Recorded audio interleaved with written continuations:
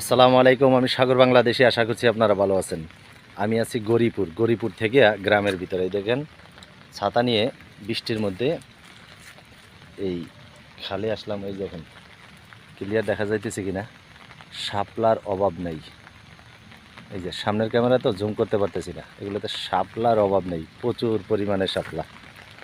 তো দেখি, এখন তো সকাল 7:30 বাজে, একটু পরে বাচ্চারা ঘুম থেকে ওঠুক, আমার গাড়ির কাছে বিভিন্ন বাচ্চারা আসবে, তখন দেখি কিছু শাপলা উড়ামো। তো ঠিক আছে, বৃষ্টি প্রচুর পরিমাণে বৃষ্টি। ঠিক আছে, গরিপুর থেকে সাগর বাংলাদেশি, আসসালামু আলাইকুম।